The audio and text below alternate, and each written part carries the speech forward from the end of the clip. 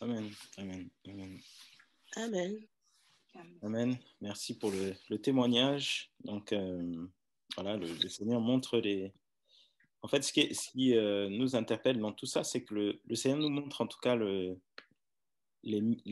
comment, oui, je vais dire les mystères, en fait, parce que les mystères de sa parole, parce que des fois, nous lisons la parole du Seigneur euh, et nous la lisons euh, charnellement, nous la lisons, je veux dire, de façon littérale, voilà, de façon littérale, c'est le bon mot, de façon littérale. Et là, ce qui est magnifique avec le Seigneur, c'est que il nous ouvre les yeux pour qu'on puisse comprendre avec avec le réma, avec la révélation. Et c'est là où ça devient intéressant. Et nous comprenons que, en fait, la Bible, euh, voilà, qui est ce livre dans lequel le Seigneur a utilisé des hommes, des prophètes pour, voilà, éclairer son peuple que nous sommes. Et bien, cette Bible-là, en fait, c'est pas un roman. Ce n'est pas un roman. Euh, ce n'est pas un livre d'aventure, ce n'est pas un livre comme tous les autres, c'est un livre saint. On appelle ça les saintes écritures. C'est comme ça qu'elles sont appelées, les saintes écritures. Donc dedans, le Seigneur manifeste sa gloire, sa sainteté. En fait, euh, il parle à des hommes et à des femmes qui qu'il veut amener dans la sainteté. Et c'est pour cela que ben, il se révèle donc à tous. Et il y a un passage qui me vient à l'esprit, c'est dans le livre de Romains 3. Euh, je prends le lexique biblique, mais je vais lire déjà dans la Bible. Donc j'ai laissé les deux versions exprès. Hein. J'ai laissé la version la BIM et j'ai laissé la version Louis II exprès. Donc voilà ce que nous dit ce passage-là. Car tous ont péché et n'atteignent pas la gloire d'Élohim, car tous ont péché et sont privés de la gloire de Dieu. Voilà ce que disent ces deux passages. Et quand on va dans le lexique, voilà, voilà ce que nous dit, c'est voilà, tous ont péché donc et sont privés de la gloire de Dieu. Dans la Bible, on nous dit que tous ont, dans cette version-là, donc tous ont péché et n'atteignent pas la gloire d'Élohim. Et en fait, euh, ce qui est magnifique dans les témoignages que nous entendons, c'est vraiment la révélation des mystères du Seigneur, les mystères de la parole. Et c'est important de saisir que la parole, ce sont des mystères.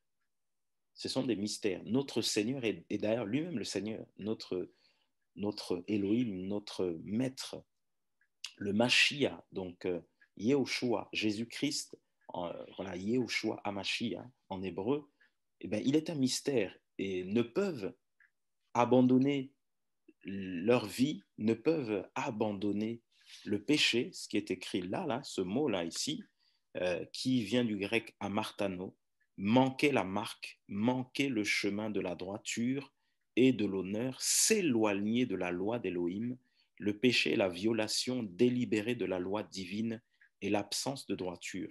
Donc, tous, voilà, quand vous remontez un petit peu, on nous dit que ce Romain nous parle de quand vous lisez Romains, tout le livre de Romains, en tout cas les premiers chapitres, eh bien, le livre de Romains va nous enseigner un certain homme, un certain Adam, au travers de lui, le péché ou Adam, le péché est rentré dans l'humanité. Et la sœur l'a pris tout à l'heure, Genèse 3, lorsque Ève ou Cava a mangé ce fruit, a convoité, mangé ce fruit après avoir parlé avec le serpent, euh, elle a péché, désobéi au Seigneur, elle a transgressé, comme c'est écrit ici.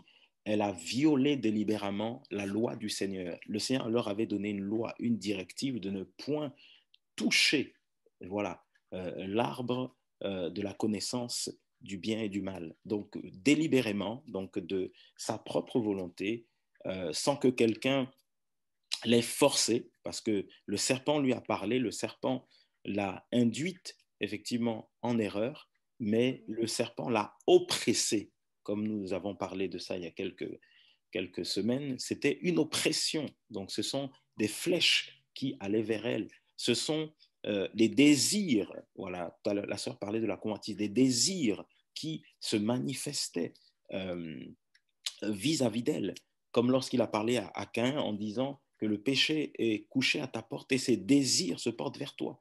Donc il y avait des flèches qui se dirigeaient vers... elle recevait des flèches, elle recevait des traits enflammés dont parle Éphésiens.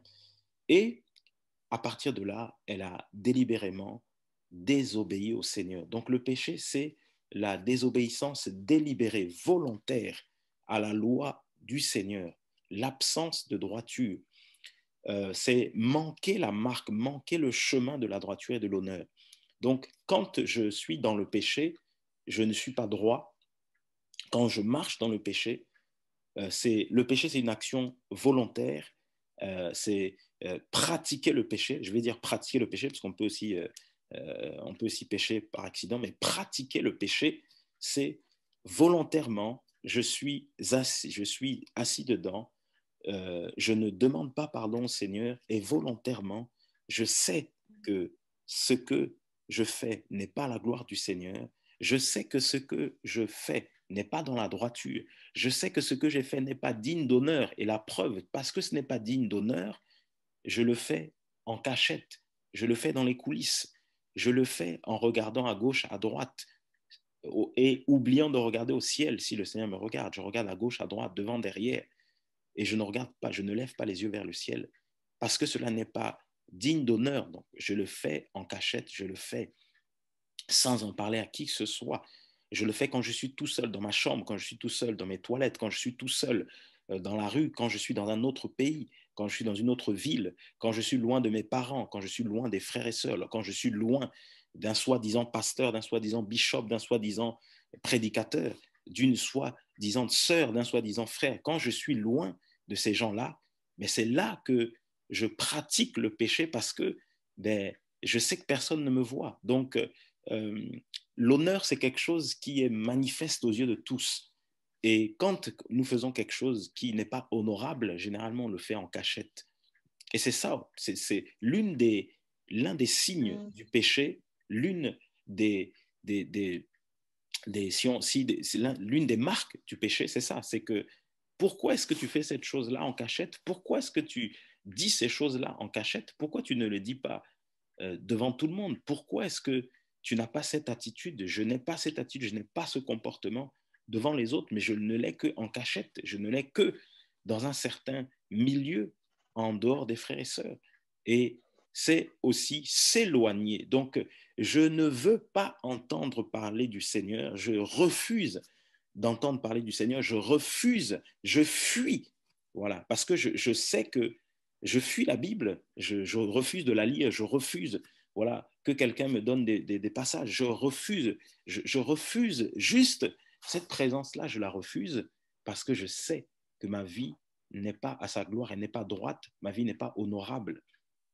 Et ça, c'est le caractère du péché. Et la conséquence, c'est que je vais manquer la cible. La conséquence, c'est que je vais manquer voilà, le wagon qui m'emmène vers le ciel, le train qui m'emmène vers le ciel.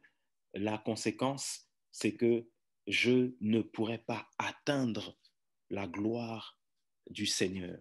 Et atteindre, c'est ce mot grec-là qui veut dire venir. Le mot grec ici habituellement traduit par privé signifie plutôt venir en retard, trop tardivement. C'est-à-dire que je serai en retard. C'est-à-dire que le Seigneur sera, il sera déjà passé à autre chose. Je suis laissé derrière dans la course et ainsi je ne peux atteindre le but ou je tombe près du but. Voilà. Donc, voilà, en fait, le mot grec que certains ont traduit par privé, en fait, ça veut dire que tous ont péché et ils sont arrivés en retard. Ils ont été laissés derrière dans la course et ils n'ont pas pu atteindre la gloire d'Élohim. Parce que l'objectif, c'est la gloire. Et en fait, quand on entend ces témoignages-là, eh bien, nous devons saisir que, en fait, tu ne pourras pas voir la gloire du Seigneur. Parce que ce genre de témoignage-là que nous avons entendu, alors, si quelqu'un peut couper le micro, je ne sais pas qui a le micro ouvert. Voilà. Ce genre de choses-là, de révélations euh, euh, telles que nous le vivons, le changement de vie que nous avons ou que nous vivons, voilà, pas que nous avons, mais que nous vivons, ce changement de vie, cette transformation qui arrive comme ça, cette transformation n'est que l'œuvre du Seigneur. C'est que ce n'est que l'œuvre du Seigneur. J'ai perdu ma page, un instant.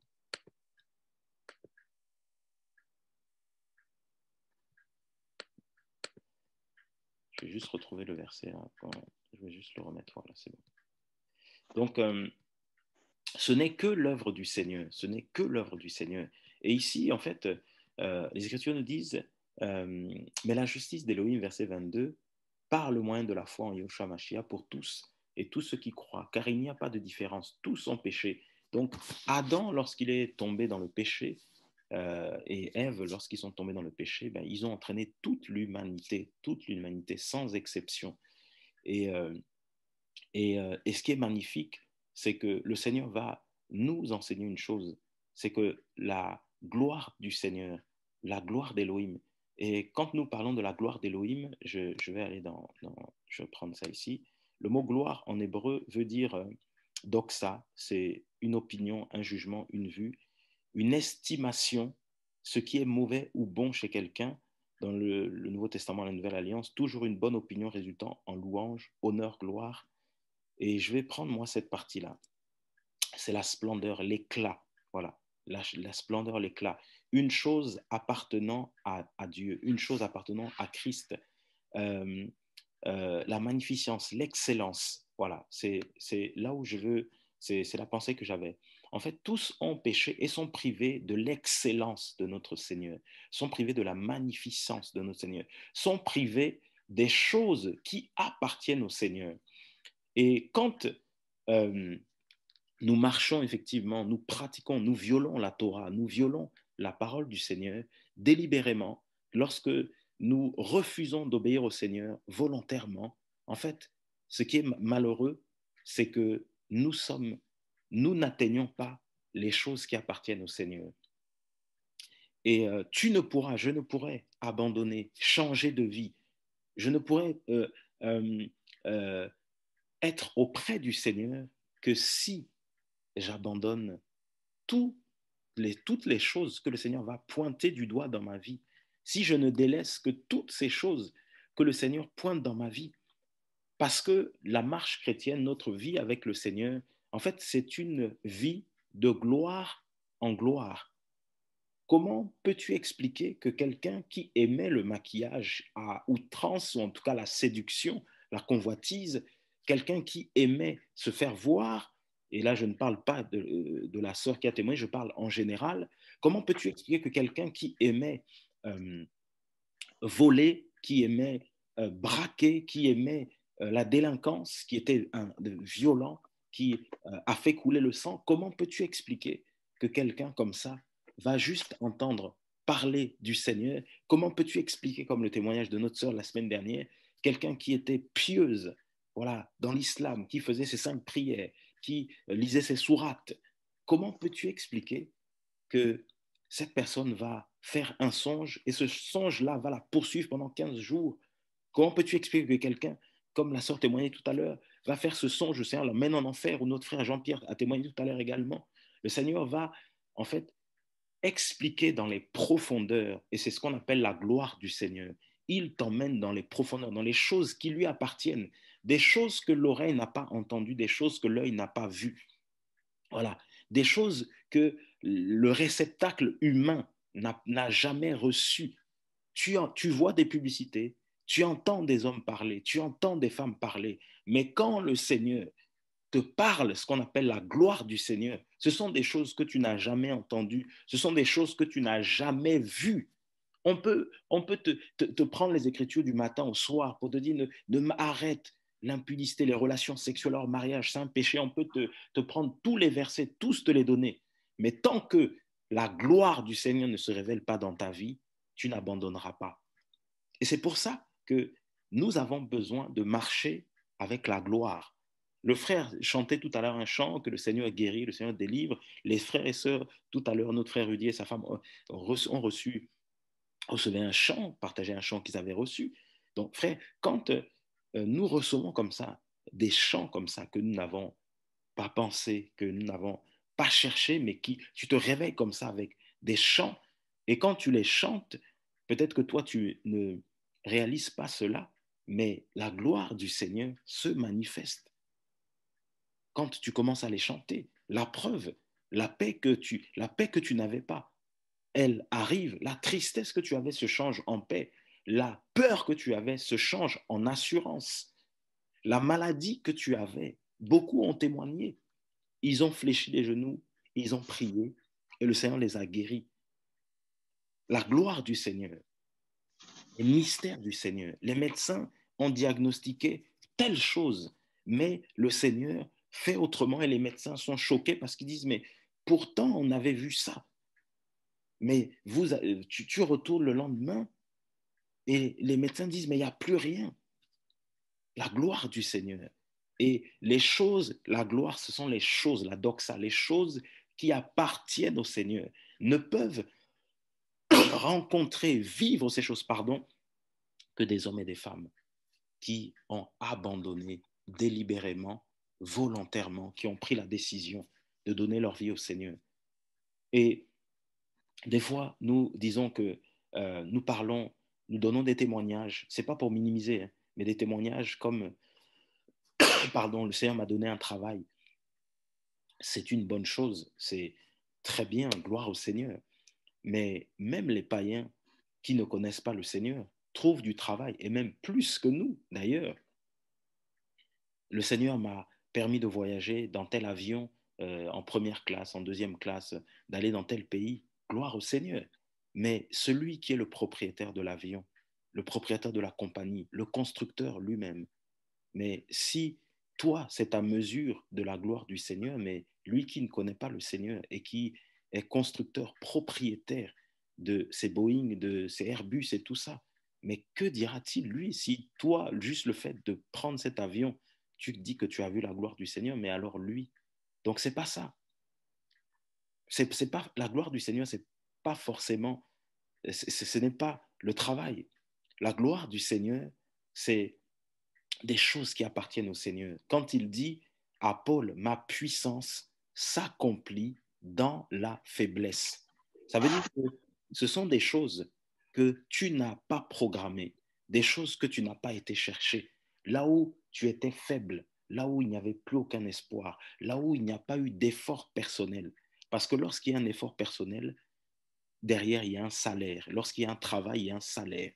Mais la gloire du Seigneur, c'est lorsque tu n'as plus de force. C'est là où ta force s'arrête et c'est là où commence la gloire du Seigneur. C'est là où ton intelligence s'arrête.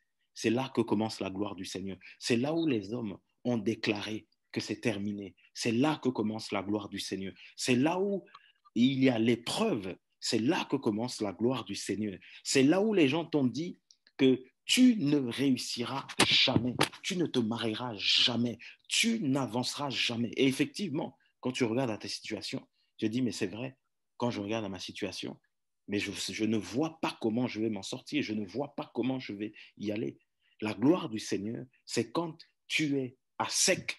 Le peuple d'Israël était devant la mer Rouge, ils étaient à sec, il n'y avait pas de solution. Derrière eux, il y avait le Pharaon et son armée. Devant eux, il y avait la mer Rouge.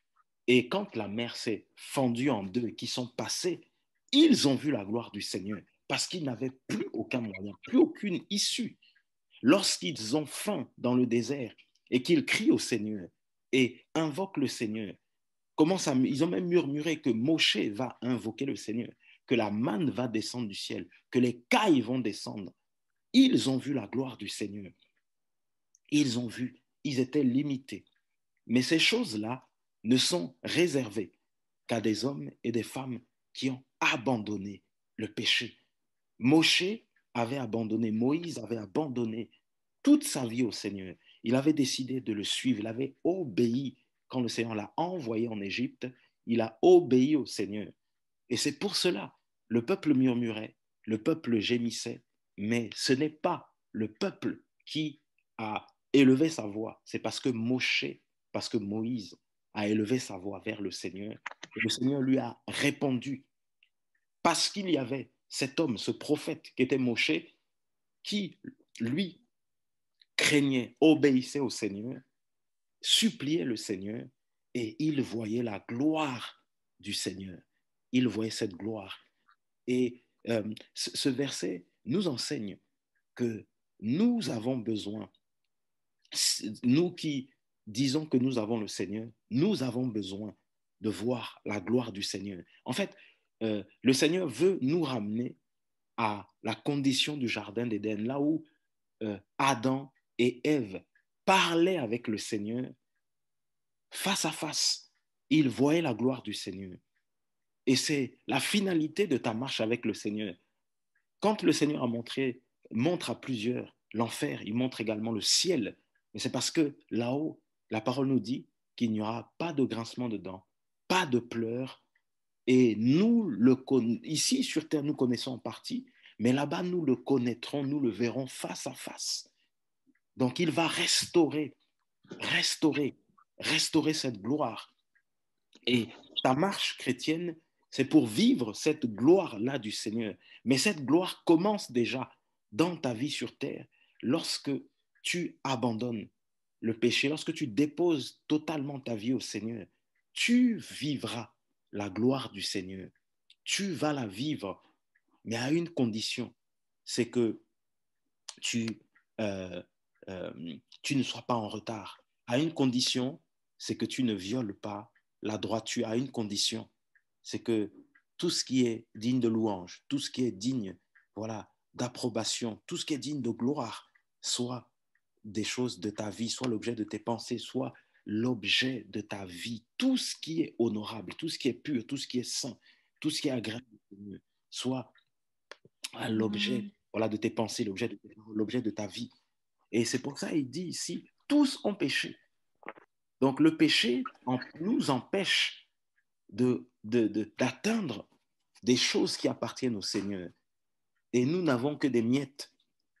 Nous n'avons que des miettes. Quand nous transgressons la parole du Seigneur, nous n'avons que des miettes.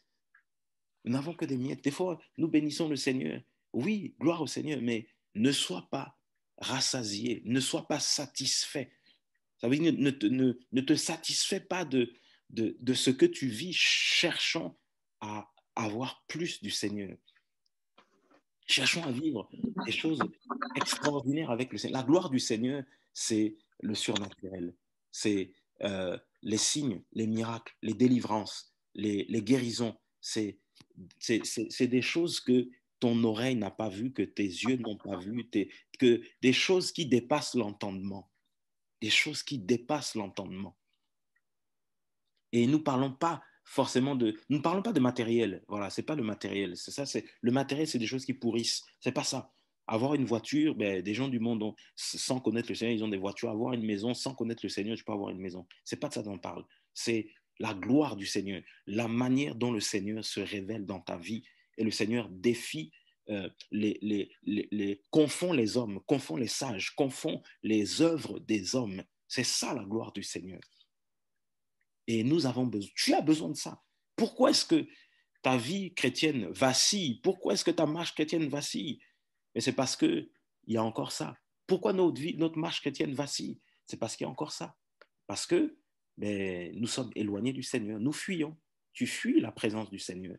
Tu fuis la prière. Tu fuis la louange. Tu fuis la lecture de la parole. Tu fuis quand le Seigneur te parle. Tu entends, mais tu fuis par ta désobéissance. Par ma désobéissance, je fuis.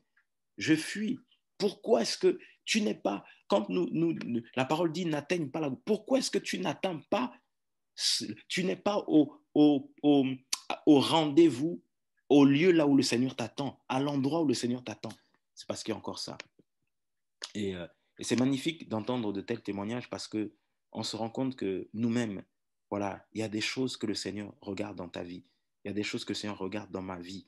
Il y a des choses que le Seigneur montre encore ce matin. Et c'est pour ça que tu n'es pas, je ne suis pas le prophète que le Seigneur attend. Tu n'es pas l'intercesseur que le Seigneur attend. Tu n'es pas le pasteur, le prédicateur que le Seigneur attend. Tu n'es pas l'homme de prière, la femme de prière. Je ne suis pas l'homme de prière, la femme de prière que le Seigneur attend. Parce qu'il y a encore des choses. Il y a encore des choses. Je n'atteins pas, je ne suis pas là où le Seigneur m'attend. Je ne suis pas là. Je ne suis pas là encore. Parce que il y a encore des choses. Il y a encore des choses que le Seigneur veut corriger. Il y a encore des choses que le Seigneur veut enlever. Et c'est pour ça que je n'atteins pas cette gloire.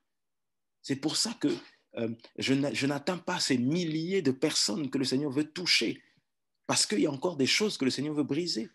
C'est pour ça que tu n'atteins pas ces milliers de personnes que le Seigneur veut toucher, parce qu'il y a encore des choses. C'est pour ça que tu ne vois pas les choses. Tu ne rentres pas dans le ministère là où le Seigneur t'attend. C'est parce qu'il y a encore des choses. Il y a encore des choses. Il y a encore des choses. Combien de fois le Seigneur nous parle, nous interpelle? Combien de fois le Seigneur nous demande d'écouter, le Seigneur nous demande de nous soumettre, de lui obéir, de nous effacer, de le laisser qu'il croisse et que nous diminuons. Combien de fois le Seigneur nous interpelle sur ces sujets-là? Mais en fait, nous manquons la cible. Combien de fois nous tournons en rond? Regarde le nombre d'années, le nombre d'années de ta marche chrétienne. Regarde comment tu tournes en rond. Regarde comment tu n'atteins pas. Ce mot dit tomber près. Donc tu y es presque, mais tu n'y es pas. Tu es presque, mais tu n'y es pas du tout. Et ce sont juste des prémices de ce qui nous attend. Ce sont juste nous vivons des miettes. Nous vivons des miettes de ce que, et je le dis pour nous tous, nous vivons des miettes des fois de ce que le Seigneur, alors que le Seigneur nous attend. C'est comme si toi tu es à Paris alors que le Seigneur t'attend à Marseille. Donc ou tu es il t'attend à Marseille et puis toi tu es encore à Nîmes, tu es proche mais tu es sur la route mais tu n'y es pas encore. Comme dit ce passage des Écritures qui dit que, voilà, alors que nous devrions être à la nourriture solide, nous sommes encore au lait, parce que nous sommes encore au niveau des choses rudimentaires, des choses élémentaires, des choses basiques. Et c'est vrai, et c'est vrai. Le Seigneur nous interpelle sur les choses rudimentaires, les choses basiques, sur le respect des uns et des autres, sur voilà, des fois le fait de laisser parler les autres et de se taire, de laisser tout le monde intervenir et des fois de s'effacer, voilà, de ne pas faire les choses comme tout le monde, de faire les choses comme le Seigneur nous demande de les faire. Des choses élémentaires, des choses rudimentaires. Tous ont péché et n'atteignent pas la gloire d'Élohim. Et tu as besoin pour ta foi, pour continuer dans ta marche, tu as besoin de la gloire du Seigneur. Il dit, nous irons de gloire en gloire. S'il n'y a pas la gloire, s'il n'y avait pas la gloire du Seigneur, lorsque Moshe était avec le peuple d'Israël, frère, il y aurait rien eu. Le peuple d'Israël ne l'aurait même pas suivi. La preuve, si on prend Exode 3, qu'est-ce que Moshe va dire au Seigneur? Exode 3, regardez ce qu'il va dire. Yahweh se révèle à Moshe dans le buisson ardent, ou à Moïse. Donc le Seigneur se révèle à lui. Et me voici, verset 4, pardon, Exode 3, 4, Yahweh vit que Moshe s'était détourné pour regarder. Elohim l'appela du milieu du buisson en disant, Moshe, Moshe, il répondit, me voici. Elohim dit, n'approche pas d'ici, ôte tes sandales de tes pieds, car le lieu où tu te tiens est un sol saint.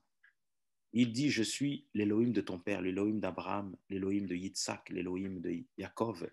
Moshe cacha son visage parce qu'il craignait de regarder vers Elohim. Yahweh dit, j'ai vu l'affliction de mon peuple. Donc il parle une première fois, il parle une seconde fois. Voilà, la répétition, le langage du Seigneur. J'ai vu l'affliction de mon peuple qui est en Égypte, et j'ai entendu le cri de détresse qu'ils ont poussé face à leurs oppresseurs, car je connais leur douleur. C'est pourquoi je suis descendu pour le délivrer de la main des Égyptiens, et pour faire monter de cette terre vers une terre bonne et vaste, une terre où coule le lait et le miel, dans le lieu où sont les Kénanéens, les Hétiens, les Amoréens, les Phérésiens, les Héviens et les Yébousiens. Maintenant, voici le cri de détresse des fils d'Israël est venu jusqu'à moi, et j'ai vu aussi l'oppression dont les Égyptiens les oppriment. Maintenant, viens, et je t'enverrai vers Pharaon, et tu feras sortir mon peuple, les fils d'Israël, hors d'Égypte. Et qu'est-ce que le Seigneur, qu'est-ce qu'il va dire? Moshe répondit à Elohim, qui suis-je? Voilà, pour aller vers Pharaon. Je suis qui? Un simple être humain comme moi. Et pour faire sortir de l'Égypte les fils d'Israël, Elohim lui dit, va, car je suis avec toi.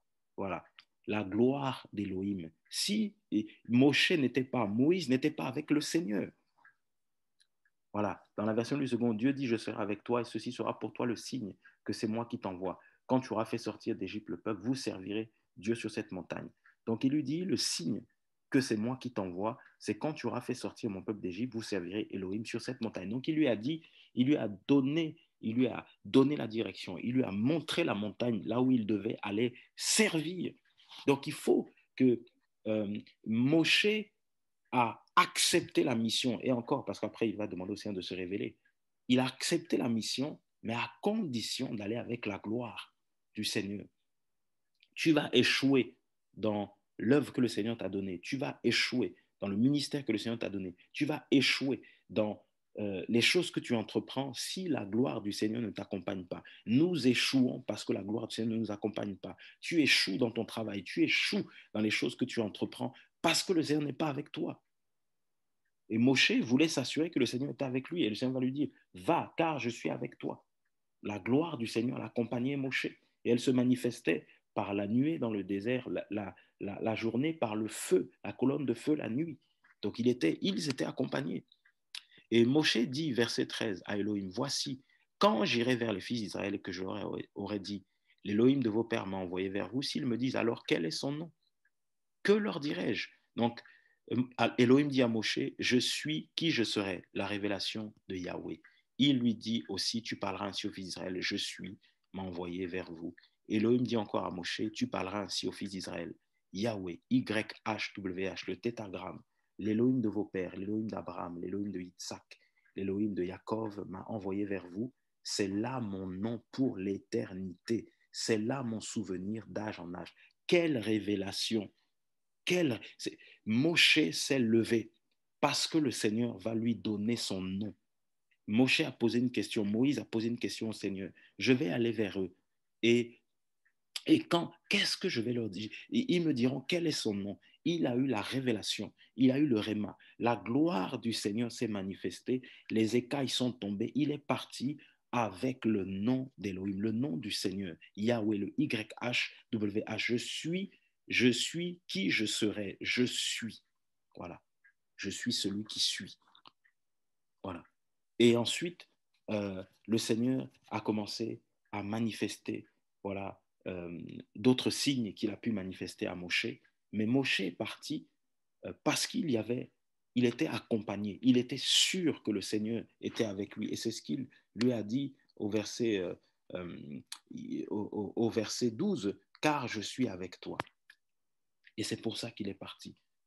Ceux qui marchent, qui pratiquent, qui violent la Torah, qui violent la parole du Seigneur, le Seigneur n'est pas avec eux. Le Seigneur ne marche pas avec eux. Et c'est pour ça qu'ils ne peuvent pas atteindre les signes du Seigneur, ils ne peuvent pas atteindre les miracles du Seigneur, ils ne peuvent pas voir la gloire du Seigneur, ils ne peuvent pas avoir la compréhension, la révélation. Ils ne peuvent pas voir le voile tomber, les écailles tomber. Quand on va leur parler de la dîme, on va leur parler voilà, de s'habiller décemment, de s'habiller proprement pour que le nom du Seigneur soit glorifié. Quand on va leur parler le Seigneur va leur parler de se séparer de certaines associations, les mauvaises compagnies corrompent les bonnes mœurs, comme dit le livre de Corinthiens.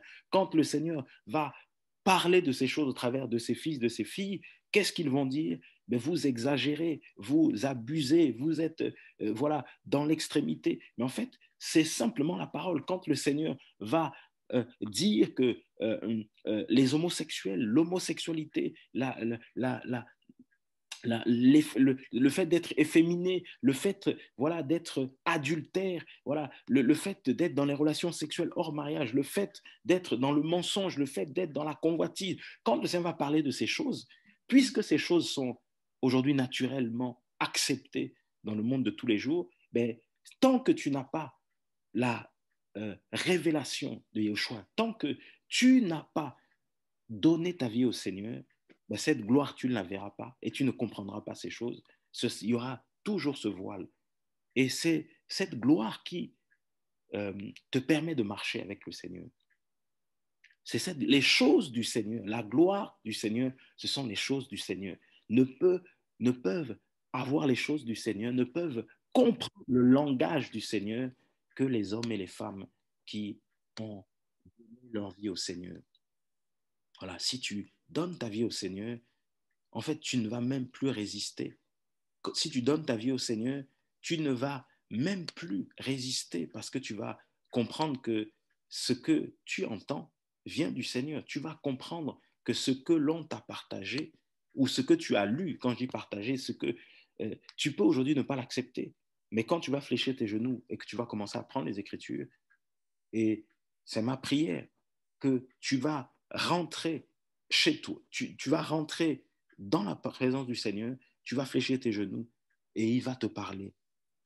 Toi qui résistais, moi qui résistais, il va nous parler, il va nous interpeller, il va nous montrer pourquoi est-ce que nos vies ont changé, pourquoi est-ce que, et d'ailleurs, je ne dirais pas nos vies ont changé, nos vies sont continuellement et doivent être continuellement en changement, c'est parce que ben, nous devons le laisser travailler. Si ta vie ne change plus, si ma vie ne change plus, c'est qu'il y a un problème. C'est que le Seigneur est à la porte. Il n'est pas à l'intérieur, mais il est à l'extérieur. Et c'est pour ça que ben, je suis encore à ce niveau-là. C'est pour ça que je n'avance pas. C'est pour ça que tu n'avances pas. Alors, pose-toi la question, est-ce que tu continues d'avancer avec le Seigneur? Est-ce que la parole, quand tu la lis, est-ce que le Seigneur t'ouvre encore les yeux pour la comprendre? Est-ce que quand le Seigneur te parle, tu comprends encore le langage du Seigneur? Est-ce que d'ailleurs le Seigneur te parle encore? Il nous parle tout le temps, tous les jours. Mais est-ce que, pardon, c'est même pas est-ce que le Seigneur te parle tout le temps, parce qu'il nous parle, mais est-ce que tu arrives à comprendre le langage du Seigneur, à discerner que c'est le Seigneur qui te parle? C'est surtout ça la question. C'est pas est-ce que le Seigneur te parle, parce qu'il nous parle tout le temps. Quand tu regardes les infos, il te parle. Quand tu te lèves, il te parle. Il te parle, au fond de ton cœur, il te parle. Mais la question, c'est est-ce que tu arrives à discerner que c'est le Seigneur qui te parle? Et ce verset-là a deux dimensions, ce passage-là. Il a deux dimensions. Et la deuxième dimension de ce passage-là, euh, la deuxième dimension, c'est quand la parole dit que tout son péché n'atteigne pas la gloire d'Élohim, c'est qu'il y a aussi certains qui vivent la présence du Seigneur, la gloire du Seigneur, mais qui la méprisent. Et je veux revenir sur Israël. Ils ont traversé la mer Rouge, mais malgré cela, ils méprisaient ce que le Seigneur faisait. Et le Seigneur me parle et te parle aussi. Tu crains le Seigneur, tu marches avec le Seigneur, mais tu méprises les choses que le Seigneur fait dans ta vie. Ça aussi, c'est un péché. Et comme tu méprises ce que le Seigneur fait dans ta vie, tu ne prends pas conscience de ce que le Seigneur fait dans ta vie parce que tu penses que le Seigneur, voilà, tu t'es fait une image du Seigneur, tu attends des choses précises du Seigneur, tu veux que le Seigneur te parle en songe et tu ne reçois pas de songe, tu veux que le Seigneur te parle en vision, tu ne reçois pas de vision, mais le Seigneur te parle différemment. Tu veux que le Seigneur te parle comme il parle au frère, comme il parle à la sœur, alors que le Seigneur est en train de te parler différemment. Mais comme dit le livre de Job 33, 14, mais l'on n'y prend pas garde. Voilà, on ne fait pas attention. Et donc ce verset, il a une autre portée, c'est celle-là aussi. Nous n'atteignons pas la gloire du Seigneur parce que nous méprisons ce que le Seigneur nous donne. Nous le méprisons. Et c'est ce qui arrive à beaucoup. Tu as prié pour certains sujets. Tu as invoqué le Seigneur pour certains sujets. Il t'a exaucé d'une manière qui n'est peut-être pas la manière que tu attendais, mais il t'a exaucé quand même. Et parce que tu méprises cela, ben en fait, tu n'attends pas, parce que c'est un péché également de mépriser ce que le Seigneur nous donne, mais tu n'attends pas la gloire du Seigneur. Tu oublies vite ce que le Seigneur a fait dans ta vie. Tu oublies vite d'où tu es venu, d'où tu viens, ce que tu étais et ce que tu es devenu aussi. Tu oublies ce que tu es devenu. Quelle gloire! Quelle gloire! Il nous a ramassés, nous qui étions errants, nous qui étions sans droit de cité, nous qui n'avions pas de berger. Regarde comment tu étais. Même ton apparence physique, regarde comment tu étais coiffé avant, regarde comment tu étais habillé avant, regarde comment tu étais avant de connaître le Seigneur, regarde d'où tu viens, regarde comment tu étais, regarde comment tu parlais, regarde comment tu étais, regarde, fais une rétrospective, regarde comment tu étais, regarde. Prends le temps de t'asseoir et de regarder à ta vie. S'il faut même que tu prennes des notes, mais écris, mais regarde. Si tu veux t'en souvenir, écris. Regarde comment tu étais avant de connaître le Seigneur. Et même en connaissant le Seigneur, regarde comment ta vie a changé, comment ta vie a été transformée. Mais tu méprises ce que le Seigneur fait dans ta vie. Et tu dis que le Seigneur t'a abandonné, que le Seigneur t'a délaissé. Tu dis que le Seigneur n'est pas avec toi. Alors que tu le crains, alors que tu marches avec lui. Mais tu méprises ce que le Seigneur fait dans ta vie. Et c'est pour ça aussi que tu n'atteins pas la gloire du Seigneur, parce que tu ne réalises même pas déjà ce qu'il fait dans ta vie. Et il y a une chose que Israël va dire à Josué, qui est quelque chose de vraiment intéressant. Et c'est pour ça que vraiment, sans la gloire du Seigneur, nous n'irons nulle part. Sans la gloire du Seigneur, tu n'iras nulle part. Tu ne feras rien du tout. Et c'est pour ça qu'il dit d'ailleurs que sans moi, vous ne pouvez rien faire. Voilà. Sans la gloire du Seigneur, tu ne feras rien. Tu n'abandonneras aucun péché.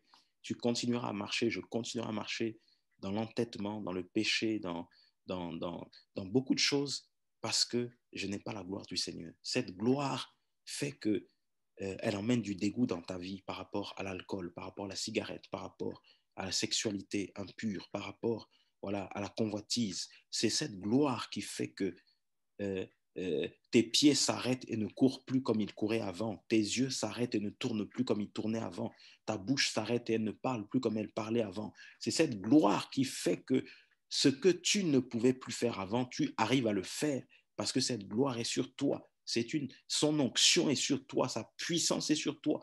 Et quand elle est sur toi, cette gloire fait que tous les démons qui étaient en train de te déranger, les sorciers qui étaient en train de te déranger, ils fuient, ils n'arrivent même pas à s'approcher de toi. Ils n'arrivent même pas à prononcer ton nom parce que cette gloire est sur toi. Parce que cette gloire est sur toi. C'est cette gloire qui fait que quand tu fléchis les genoux, tu es en train de pleurer, tu es en train de gémir, tu es en train les larmes coulent parce que tu regardes ta vie, tu vois ton ancienne vie. C'est cette gloire qui te fait, c'est cette gloire qui descend là sur ta vie. C'est cette gloire qui fait que tu commences à dire, Seigneur, je te donne ma vie, Seigneur, je ne veux plus retourner dans cela. Seigneur, je décide de tout abandonner. Quand cette gloire-là arrive, cette gloire fait que tu as du dégoût pour toutes les choses que tu fais. Tu as du dégoût pour le maquillage, tu as du dégoût pour tout ce maquillage de séduction. Nous ne parlons pas du maquillage, nous parlons de la séduction. Tu as ce dégoût-là de la séduction, de la sirène des eaux. Tu as ce dégoût-là de toutes ces images, tous ces films-là que tu regardais, toutes ces images que tu regardais. Tu as ce dégoût. Quand cette gloire-là arrive sur ta vie, cette gloire-là arrive. Quand cette gloire arrive, tu n'as plus peur. La peur s'en va, la crainte s'en va. Quand cette gloire arrive, l'assurance arrive. Quand cette gloire arrive, la joie arrive. La tristesse est chassée. La condamnation est chassée. Quand cette gloire-là descend, quand cette gloire arrive, tu ne peux plus, tu fléchis les genoux devant lui. Tu fléchis les genoux devant le maître et ce matin il te parle. Quand cette gloire arrive, toi qui marchais dans l'impunité, toi qui marchais dans la dévotion, tu commences à pleurer tes péchés, tu commences à voir comme si l'enfer est sous tes pieds, tu commences à te repentir, tu commences à lui demander pardon, tu commences à être comme un enfant, comme un bébé, tu commences à pleurer toutes les larmes de ton corps. Quand cette gloire-là arrive, tu ne peux plus continuer ton ancienne vie. Quand cette gloire-là arrive, tu ne peux plus continuer ton ancienne vie. Je ne peux plus continuer mon ancienne vie. Quand cette gloire-là arrive, frère, tu commences à déclarer des choses que tu n'aurais jamais déclarées. Tu commences à demander pardon à des gens à qui tu n'aurais jamais demandé pardon. Tu commences à manifester l'amour à des gens qui t'ont fait du mal. Tu commences, voilà, à donner de l'argent, de donner des biens, nourrir des gens que tu n'aurais peut-être jamais nourris. Tu commences à avoir des projets que tu n'aurais jamais eus parce que cette gloire arrive sur toi. Tu commences à avoir des projets d'association. Tu commences à aimer ton prochain parce que cette gloire-là arrive sur ta vie. Tu commences à avoir des priorités. Tu commences à organiser ta vie, tu commences à rejeter les imposteurs, les imposteuses qui viennent pour te séduire. Tu commences à les chasser, ces hommes et ces femmes qui sont des imposteurs, qui disent qu'ils viennent pour te proposer le mariage alors qu'ils veulent simplement le sexe. Ces hommes et ces femmes qui viennent pour te perturber, pour te déranger. Quand cette gloire-là arrive, tu discernes ces choses-là. Quand cette gloire-là arrive, tu as la parole, toi qui étais timide, toi qui n'arrivais pas à parler, tu parles parce que tu as la gloire du Seigneur qui est sur ta vie. Quand cette gloire-là arrive, cette gloire-là, elle emmène aussi les finances.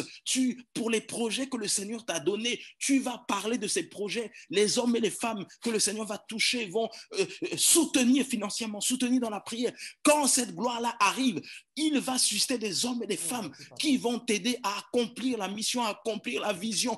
Quand cette gloire-là arrive, frère, tu seras comme entraîné, tu seras comme poussé, tu vas parler parce qu'il n'y a plus rien qui t'arrête. Cette gloire-là, elle arrive. Quand elle arrive, il n'y a plus de limite, frère. Il n'y a plus de limite. Quand cette gloire-là arrive, il n'y a plus de limite. Il n'y a pas de limite. Et c'est pour ça que certains vont dire, oui, tu es extrémiste, tu es comme ceci, tu es comme cela. Quand cette gloire-là arrive, tu t'en fiches des opinions des gens, des avis des gens. Amen. Quand cette gloire-là arrive, tu ne regardes plus à qu'est-ce qu'il va dire, qu'est-ce qu'elle va dire. Quand cette gloire-là arrive, frère, tu n'as plus à regarder à oui, c'est quelqu'un que je connais. Quand cette gloire-là arrive, tu ne regardes, d'ailleurs, tu ne vois même plus les visages des gens. Tu ne reconnais même plus les gens. Et les gens ne te reconnaissent plus. Quand cette gloire-là arrive, on ne te reconnaîtra plus. C'est pour ça, frère, que ne lisons plus les Écritures comme nous lisons littéralement. Ce n'est pas un roman. Quand ce passage nous dit, tous ont péché et n'atteignent pas la gloire d'Élohim. Cette gloire-là doit arriver, frère.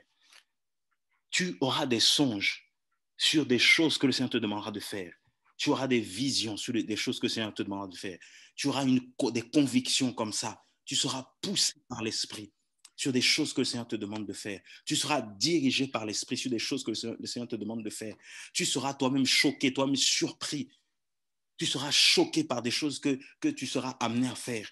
Tu seras choqué par... Quand cette gloire-là arrive, l'intelligence que le Seigneur te donne, frère, l'intelligence vient d'en haut. Ça ne vient pas des hommes, ça ne vient pas des études. L'intelligence vient d'en haut. Tu seras choqué par l'intelligence que le Seigneur va te donner. Tu seras choqué par la connaissance que le Seigneur va te donner.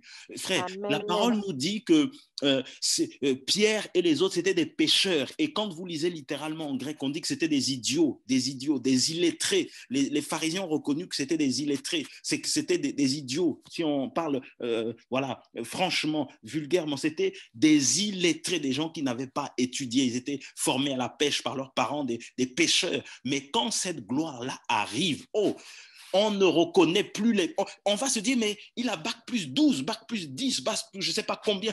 Parce que cette gloire-là, elle change ta vie, frère. Alléluia. Cette gloire-là va te conduire à aller te former. Toi qui disais, je n'ai pas eu de diplôme. Quand cette gloire-là arrive, frère, le Seigneur parlait à un frère qui ne parlait pas bien français, dit, va te former. Et le frère est allé se former. C'est quand cette gloire-là arrive, frère. Tu comprends des choses que tu ne comprenais pas avant. Tu saisis des choses que tu ne connaissais pas avant. Frère, quand cette gloire-là descend comme ça, là, mais tu n'as plus le temps pour les gens. Tu appliques la parole, que ton oui soit oui, que ton non soit, il n'y a plus de sentiments. Quand cette gloire-là arrive, frère, cette gloire, elle arrive là, quand cette gloire descend, qu'elle descende dans ta maison, qu'elle descende là où tu es, que ce feu-là descende. Et là où tu étais limité, là où j'étais limité, que le Seigneur ouvre l'intelligence, que le Seigneur ouvre Amen. que le Seigneur Amen. ouvre la sagesse, que la gloire là qui descend sur toi, descende sur tes enfants, descende dans ta maison, dans ton foyer là, que ça descende. Quand cette gloire arrive, tu Alléluia. changes d'attitude, tu changes. Alléluia. Quand cette gloire arrive, tu changes de langage, tu changes Alléluia. Au nom de Yeshua. Quand cela arrive, tu comprends le rôle du père, le rôle de la femme. Tu comprends quand cette gloire-là arrive. On ne t'enseigne, c'est même pas des choses qu'on va t'enseigner. C'est des choses que toi-même, tu vas dire, ah, il faut que je fasse ça, il faut que je fasse ça. Quand cette gloire-là arrive. Et c'est pour ça, il dit que si tu vis dans le péché, mais tu ne vas pas atteindre ces choses. Tu ne vas pas. Et frère, je parle pour moi-même. Je parle pour nous tous, Seigneur. Me parle aussi. C'est pour ça que tu n'atteins pas cette gloire qui fait que quand les gens voient ta famille, ils se disent, oui, moi j'aimerais. Et là, ce n'est pas de la convoitise. C'est qu'ils disent, j'aimerais avoir une famille comme ça. Parce qu'il y a la gloire. Et là, ce n'est pas de la convoitise. C'est qu'il y a un modèle, il y a un exemple qui est en train d'être communiqué. Amen. Quand les gens voient tes enfants, ils disent, j'aimerais avoir des enfants comme ça, parce qu'il y a une gloire qui est en train d'être manifestée. Amen. Quand les disciples ont été appelés chrétiens, pourquoi ils ont été appelés chrétiens? Parce qu'il y avait la gloire, comme chrétiens, comme Christ, comme le Mashiach. Et ils n'étaient pas en train de convoiter, ils disent cela. Mais ils parlent comme Yahushua, ils parlent comme Jésus. Ils font comme lui, ils marchent comme lui, ils s'habillent comme lui, ils mangent comme lui, ils parlent comme lui. Quelle gloire! Et là, c'est pas du copier, c'est pas du copier-coller, c'est pas de l'imitation, ça n'a rien à voir. C'est la gloire du Seigneur. Amen. C'est la gloire du Seigneur. Élisée a reçu la double portion. La gloire qui était sur Élie est descendue sur Élisée. Quand les gens voyaient Élisée, quelle gloire! Quand les gens voyaient Pierre, Jacques, Jean, les autres apôtres qui étaient là, Paulos, tout ça, quelle gloire, Paul, quelle gloire! Et là, frère, ben, ils étaient en train de désirer. Voilà, ils désiraient. Ça veut dire qu'ils disaient, Seigneur, Seigneur, nous, on veut ça. Et là, ce n'était pas de la convoitise, c'était comme désirons, frère, désirons cela. Alléluia, désirons cela. Et ce n'est pas pour aller s'enorgueillir, ce n'est pas ça. C'est-à-dire que tu ne peux même pas t'enorgueillir parce que cette gloire-là, quand elle descend sur ta vie, déjà, s'il y a l'orgueil, elle ne viendra même pas parce que tu es déjà dans le péché, tu as déjà manqué la cible. Mais elle descend sur des hommes et des femmes qui fuient l'appel. Cette gloire-là, elle descend sur les hommes. C'est ça, en fait, ceux qui ont atteint la cible, ce sont les hommes et des femmes qui fuient l'appel. C'est-à-dire que le Seigneur ils savent que le Seigneur les a appelés. Mais ces hommes et ces femmes, ils se lèvent timidement, ils se cachent. Voilà. Ils ne cherchent pas, frère. Comme je parlais avec un frère. Des fois, il y a des réunions et ce frère me dit, mais regarde, nous qui sommes anciens depuis X années, on est là. Mais quand il y a tel programme, tu m'as déjà entendu? Non. Mais parce que le Seigneur ne m'a pas convaincu de parler. On est dans les coulisses. Et pourtant, on a reçu aussi, mais on est dans les coulisses. Et des fois, on observe, on regarde. Frère, quand la gloire est là, la gloire ne se démontre pas. Il y a pas de, ça ne se démontre pas. Parce que le Seigneur lui-même, il se prouve, il se démontre lui-même. Nous ne sommes pas comme certains qui disent, oui, nous allons défendre le Seigneur, nous allons défendre Dieu comme certains parlent. Mais le Seigneur n'a pas besoin que tu le défendes. Le Seigneur n'a pas besoin que tu le défendes. Même son silence, c'est un message terrible. Même le silence du Seigneur, c'est terrible. Le silence, c'est un message terrible. Et la gloire du Seigneur se manifeste aussi dans le silence. On va t'insulter, on va te mépriser, on va te faire toutes sortes de mal. Le Seigneur te dit, chut, laisse-moi travailler. Et ça brûle au fond de toi, ça brûle, ça démange. Seigneur, oui, mais on m'a dit ceci, Seigneur, on m'a fait cela, Seigneur, Seigneur, Seigneur. Mais quand la gloire du Seigneur arrive, waouh, lui-même, comme il a fait avec Yosef et sa famille, il a élevé Yosef, ses frères et sœurs l'avaient vendu. Mais quand ses frères et sœurs l'ont vu, quelle gloire dans cette position de gouverneur, dans cette position de premier ministre en Égypte. comment ils ont eu peur, ils ont craint parce qu'ils ont réalisé qu'ils ont le film de tous les songes que ce jeune homme recevait quand il avait 17 ans. Ils ont revu tous les songes. Ils ont commencé à trembler au fond d'eux. Ils ont commencé à avoir peur parce qu'ils se sont dit, waouh, cet homme-là, c'est vraiment à 17 ans ce qu'il avait reçu venait du Seigneur, frère. C'est pas Yosef qui est allé leur dire, vous vous souvenez, non, ça revenait comme ça, comme des flashs, ça revenait. Et ils commençaient à avoir peur de l'homme qui était en face d'eux, cet homme qu'ils avaient vendu, cet homme à qui ils avaient fait du mal. Ils commençaient à trembler. Frère, le silence. Le silence du Seigneur, c'est aussi sa gloire. Le silence du Seigneur. Il y a des gens qui peut-être t'ont atteint, qui t'ont peut-être écrasé, qui t'ont peut-être dit des choses, qui t'ont peut-être fait du mal. Mais la gloire du Seigneur, c'est aussi le silence. C'est pour ça qu'il dira, aimez vos ennemis, bénissez ceux qui vous maudissent, bénissez ceux qui font du mal. Ça, c'est le silence. Mais quand tu réponds, quand tu réagis, tu n'es pas dans le silence et tu as déjà manqué la cible. Et la gloire du Seigneur, tu ne l'atteindras pas. Tu seras presque arrivé, presque au but, mais il n'y aura pas la gloire du Seigneur. C'est pour ça, le silence du Seigneur, c'est une gloire. Pharaon voyait le peuple d'Israël en train de gémir devant la mer Rouge. Avec son armée, ils arrivaient. Mais quand le Seigneur s'est levé, il n'y avait pas de bruit quand Israël passait. Ils pensaient qu'ils allaient, eux, suivre Israël et traverser la mer, mais l'eau s'est refermée sur eux. L'eau s'est refermée sur eux. L'eau s'est refermée sur eux. Et le peuple d'Israël va dire quelque chose à Josué. Ils vont dire quelque chose à Josué quand vous lisez le livre de Josué. Ils vont dire quelque chose de terrible à Josué. Voilà. Au verset Josué 1, le verset 17 que je vais partager, je vais le lire là. Josué 1, 17, ils vont lui dire quelque chose qui m'a vraiment interpellé et qui doit nous encourager. Ils vont lui dire au verset 17, je vais lire pour nous tous, nous t'obéirons. Voilà, c'est Josué qui parle. Je vais même remonter au début. Yehoshua parlait ainsi aux Réubénites. Donc c'est Josué, mais le Josué en hébreu c'est Yehoshua, donc comme notre maître. Parlait aussi aux Réubénites, aux Gadites et à la demi-tribu de Manassé en disant, souvenez-vous de la parole que Moshe, serviteur de Yahweh, vous a prescrite en disant, Yahweh, votre Elohim, vous a accordé du repos et vous a donné cette terre. Vos femmes et vos petits-enfants et vos bêtes resteront sur la terre que Moshe vous a donnée de l'autre côté du Yarden ou du Jourdain. Mais vous tous, hommes vaillants et talentueux, vous passerez en armes devant vos frères et vous les aiderez, jusqu'à ce que Yahweh ait accordé du repos à vos frères comme à vous. Je descends au verset 16. Ils répondirent à Yehoshua en disant, nous ferons tout ce que tu nous as ordonné, et nous irons partout où tu nous enverras. Nous t'obéirons, comme nous avons obéi à Moshe, mais à une seule condition. Seulement que Yahweh, ton Elohim, soit avec toi, comme il a été avec Moshe. Voilà. Frère, voilà, on s'arrête là. C'est ça ce qui va se passer.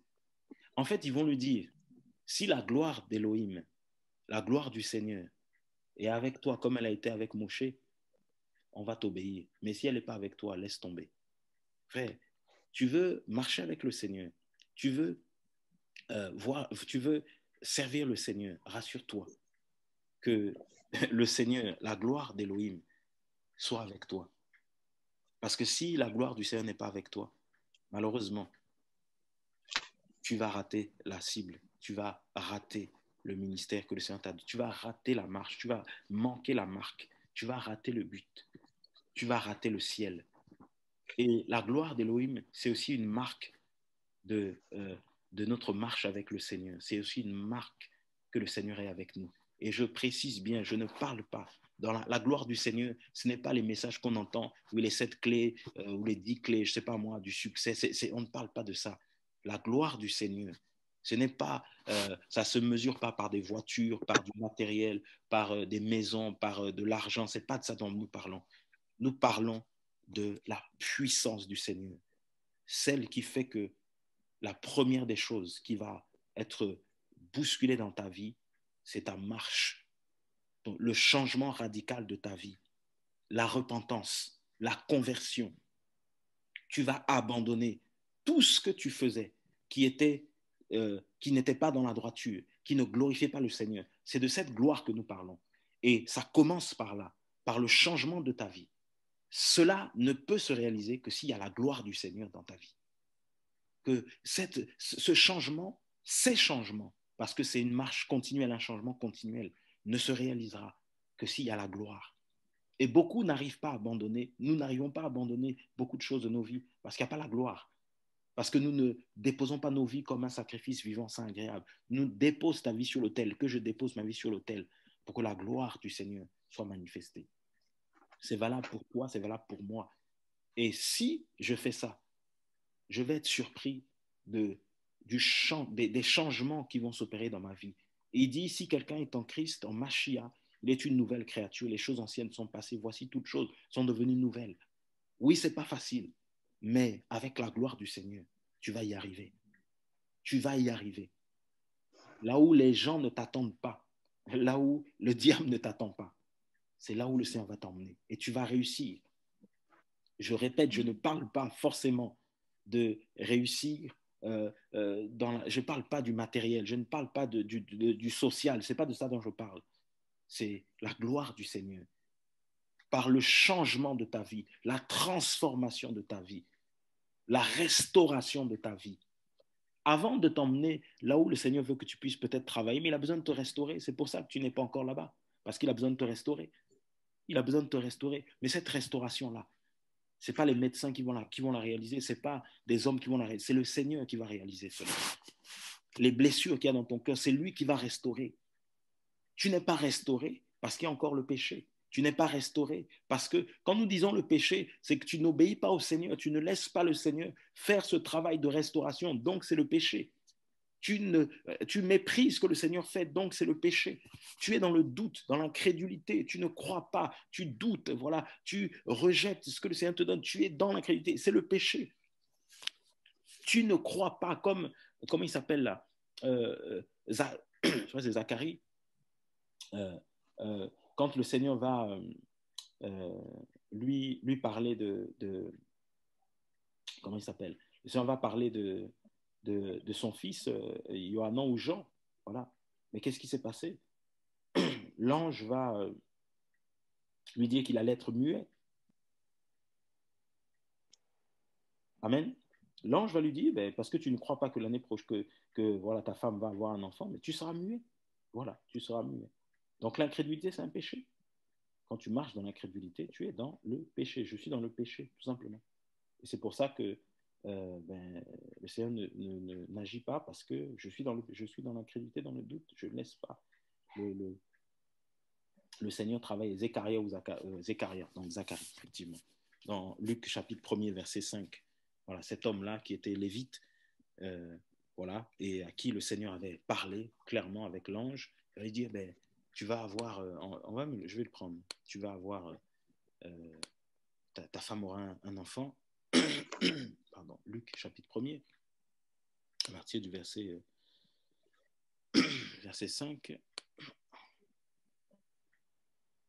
Voilà, au jour des rois de Judée, il y avait un prêtre du nom de Zécharia ou Zacharie, selon certaines versions, de la classe d'Abia, et sa femme était d'entre les filles d'Aaron, s'appelait Élisheba, et ils étaient tous les deux juste devant Élohim, marchant dans tous les commandements et dans toutes les ordonnances du Seigneur sans reproche. Voilà, ils craignaient le Seigneur.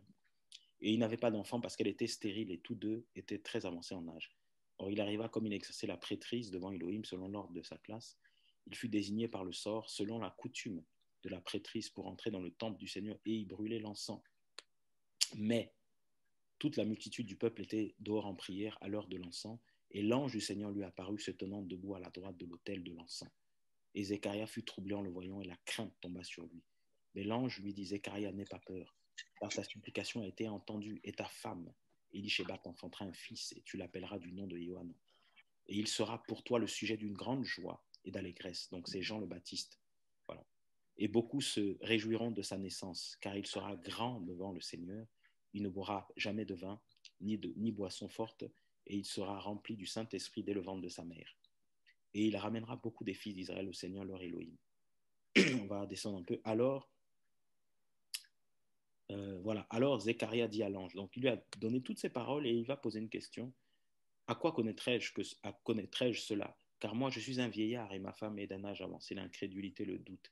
Et l'ange répondant lui dit, moi je suis Gabriel, je me tiens devant Élohim et j'ai été envoyé pour te parler. et pour t'annoncer cette bonne nouvelle. L'ange va lui repréciser qui il est. Et c'est pour ça, nous ne réalisons pas qui est le Seigneur. C'est pour ça que tu le méprises. C'est pour ça que tu te mets à dire des paroles insensées, des paroles que tu ne réalises même pas. C'est parce que tu ne sais pas qui il est. Et c'est pour ça que Zécharia a osé parler vainement, parce qu'il ne savait pas qui était l'ange. L'ange a été obligé de se présenter pour lui dire, mais tu ne sais pas à qui tu parles. Je me tiens devant Elohim. Et j'ai été envoyé pour te parler, pour t'annoncer cette bonne nouvelle. Et voilà ce que tu dis. Et voici, tu seras muet et tu ne pourras pas parler jusqu'au jour où ces choses arriveront. En fait, là, le mutisme, voilà, dont a été victime Zécharia, c'est à cause de son incrédulité. Tu manques la marque, la cible à cause de ton incrédulité. Il y a des choses que tu vis qui sont la conséquence de ton doute, de ton incrédulité. Le Seigneur avait prévu un autre plan pour lui. Il n'avait pas prévu qu'il soit muet. Mais parce qu'il a été dans le doute, dans l'incrédulité, il lui a dit, jusqu'à ce que ces choses arriveront, ta bouche va se fermer, tu ne pourras pas parler. Voilà. Parce que tu n'as pas cru à mes paroles qui s'accompliront. Mes paroles vont bien s'accomplir, mais tu seras muet.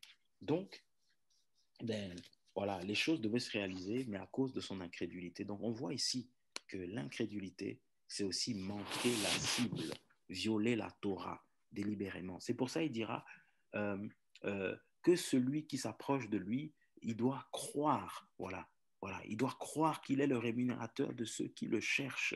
Sans la foi, il est impossible de lui plaire. Sans la foi, il est impossible de plaire à notre Seigneur. Celui qui s'approche du Seigneur doit croire qu'il est le rémunérateur de ceux qui le cherchent. Voilà, c'est le livre d'Hébreux qui nous dit ça. Sans la foi, il est impossible de lui plaire.